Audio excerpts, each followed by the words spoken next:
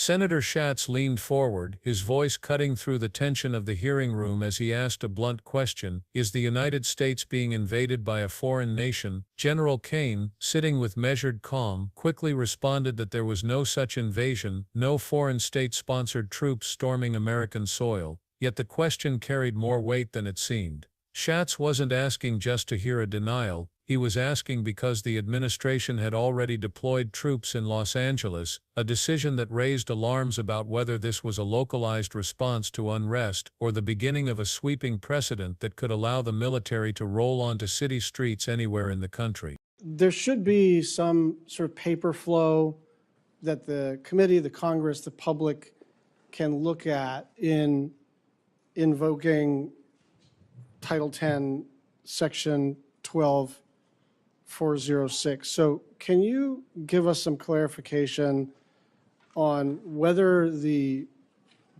orders that were issued apply to specifically Los Angeles, to California generally, or is this a nationwide order? The orders that have been issued, which are publicly available and known, relate to an ongoing situation in Los Angeles, which could expand to other places. But it's quite easy to point out that there has been an invasion of 21 million illegals in our country under the previous administration. So this what administration was elected to get a turns? hold of that. Yeah, could we just and take when you turns? have Yeah. ICE officers being attacked with concrete blocks, Secretary, they should be allowed to do their job. Secretary, I'd really like to not try to create a viral moment for either of us. I'm actually trying to understand kind of the scope of this order. The order effectuates the ability to mobilize the Guard and the Marines. In the order, it does not specify a location. It does not specify which Marines or which Guard. And I'm trying to figure out if you decided to do this collectively in Kansas or any other place, would you need to specify a new sort of fact pattern, or do you think this order applies to any Guard, anywhere, any service branch, anywhere? It's just I get your justification. We disagree about the circumstances. I'm just trying to figure out, did you just potentially mobilize every Guard everywhere and every service member everywhere? I mean, create the framework for that. I understand you didn't. I'm saying, what does the document do, in your opinion? Senator, if you notice, the initial order of 2,000 in California was followed by a follow-on order for the additional 2,000, with a recognition that the situation there required more resources in order to support law enforcement. So part of it is getting ahead of a problem so that if in other places, if there are other riots in places where law enforcement officers are threatened, we would have the capability to surge National Guard there if necessary. And thankfully, in most of those states, you'd have a governor that recognizes the need for it, supports it, and mobilizes it him or herself. In California, unfortunately, the governor wants to play politics with it. I did step on the last part of your sentence, so I'm going to try to take turns here. Just on the 747 question, did the Department of Defense initiate the conversation with the Qataris? Did they initiate the conversation? How did that go? Senator, I have to go back and review it, but we've been a part of the ongoing conversation. Yeah, but I think it kind of matters who's asking, doesn't it? Ultimately, the Defense Department is, or soon will be, when the memorandum of understanding is signed, in receipt of a gift from the Qatari government that could serve, once it's modified, eventually as something that the president could use. I mean, I think this is illegal and unconstitutional, and I won't rant about that, but I actually think from the standpoint of our collective responsibilities, it very much matters what the paper flow was, who started these conversations. Did it come out of the White House? Did it come out of the Secretary of State or the President or the SecDef or at a lower level or ambassadors?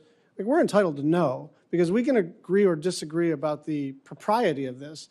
But my basic request of you is that if we're going to disagree, let's disagree with the same set of facts. Let's have the documentation on the Qatari aircraft. Let's have the same set of documents. Schatz pushed the Secretary for clarity, highlighting the stakes: civil liberties, state sovereignty, and the line between national security and political theater. Because the truth was unavoidable, there was no Red Dawn happening, no foreign army marching across California. What existed was a long-running border issue twisted into a fear narrative, a political weapon wielded to justify actions that blurred the limits of power. The hearing shifted into a deeper debate. Schatz pressed about rebellion. Were frustrated citizens being exaggerated into something far larger to justify military action? The response he received was vague, acknowledging unrest but offering no definition that justified branding it as rebellion. Schatz made clear that invoking extraordinary laws like Title 10, Section 12406 should never happen without a clear paper trail, documents that the public, Congress, and the courts can examine. Orders this serious demand transparency. Without a record, the administration is effectively writing itself blank checks to act without oversight. Schatz asked directly, were these orders specific to Los Angeles, broader to California, or so vague they could enable deployment nationwide? The secretary admitted the focus was Los Angeles but conceded it could expand elsewhere. That admission carried the quiet weight of danger. Vagueness in military orders is not harmless. It creates the legal opening for leaders to justify sweeping domestic deployments without the checks democracy requires. In the middle of this exchange came an inflammatory claim that the nation was already under invasion by 21 million undocumented immigrants. Schatz challenged this framing. The border, he pointed out, is undeniably a complex issue, but it has been so for decades. Anyone acting like the situation suddenly appeared overnight is misleading the public. The truth is layered. Yes, there are security concerns. Yes, agencies like DHS must address them. But the border crisis also exists because of economic forces and humanitarian realities. America's economy depends on labor, while the legal pathways for migration are broken. People will continue to come as long as opportunity exists. Fear-mongering does nothing to solve this reality.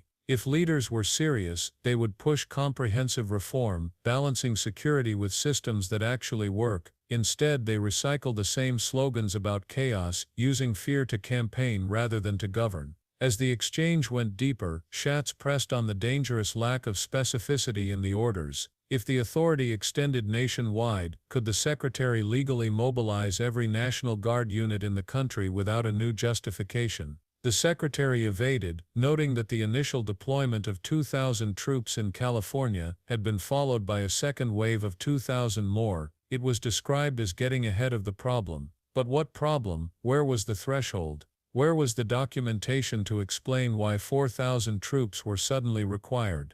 The absence of transparency meant the American people had no way to judge whether these deployments were proportionate or simply political posturing. This is how oversight crumbles, first through vagueness, then through normalization, until military deployments on domestic soil become routine without the public ever realizing how much has changed. Meanwhile, reports of ICE officers being attacked with concrete blocks fueled the debate.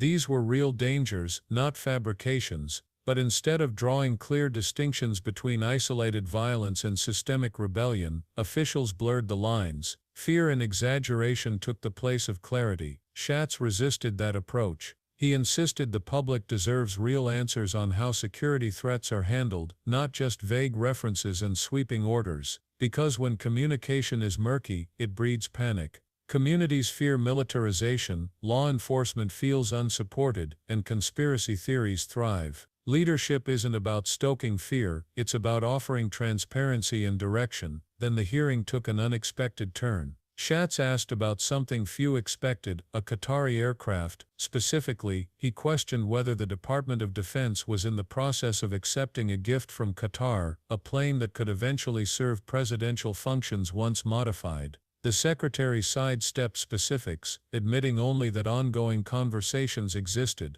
Schatz cut through the fog, warning that such a gift could be unconstitutional and certainly raised questions of foreign influence. If foreign governments can hand over assets of this scale, the door to corruption and undue influence swings wide open. And if the American people aren't given full documentation, emails, memos, call records, they have no way to know who is influencing their government. Schatz demanded receipts, making clear that speculation thrives in secrecy, while accountability thrives in evidence. This is where the larger battle line became clear: state governors versus federal power. Some governors are quick to deploy the National Guard, seeing it as a straightforward tool for emergencies. Others resist, warning about escalation and overreach. That division may frustrate federal leaders, but it is vital. In a democracy, checks and balances are not obstacles, they are safeguards. Even in emergencies, especially in emergencies, power must be accountable. If one administration can send armored vehicles into American cities with a vague order, the line between democracy and authoritarianism collapses. Schatz emphasized that Americans must be able to see the documents behind these decisions, the memos, the risk assessments, the legal justifications. Without transparency, public trust evaporates, and once trust is gone, security policies are destined to fail. Documentation is not a minor detail, it is the foundation of democratic accountability. Schatz made clear that if lawmakers and citizens are to debate these policies, they must be working with the same set of facts, not rumors, not partisan spin, but real records. That means the orders authorizing deployments, the conversations with foreign governments, the justifications for troop increases, all must be placed on the table, because only then can disagreements happen honestly. Without them, one side argues with documents hidden away, while the other argues with speculation, and the result is chaos rather than governance. Schatz demanded bipartisan transparency, not slogans, not half-answers but the raw truth, because without it, corruption flourishes. Accepting gifts from foreign governments without documentation invites scandal. Expanding military orders without explanation invites abuse, and ignoring these issues while hiding behind secrecy leaves the American people unprotected and uninformed. The underlying point was simple yet profound. This debate wasn't about California versus Washington, it wasn't even about left versus right, it was about whether democracy could survive under leaders who treat transparency as optional. If military orders can be written vaguely and expanded quietly, the public loses oversight. If foreign governments can hand out gifts without receipts, the public loses trust. If governors are pressured to deploy troops without clear criteria, the public loses control of its own security policies. These are not small stakes, they are the very definition of accountability in a republic. Schatz challenged his colleagues to reject the spin cycle of viral moments and instead demand clarity. Not because it was politically convenient, but because it was necessary to preserve the basic function of government. As the hearing closed, the message resonated. If leaders truly have nothing to hide, they should release everything, orders, emails, memos, so the American people can see what's being done in their name. Until then, every claim of accountability is just an illusion. That is why Schatz's questions mattered. They weren't rhetorical flourishes. They were demands for a government that governs in daylight rather than in shadow, and that is the question left hanging. Are these deployments and deals truly about protecting Americans, or are they about consolidating power and influence? Until the receipts are on the table, the public is left to wonder whether the government is serving them or selling them out, and perhaps that is the most dangerous uncertainty of all.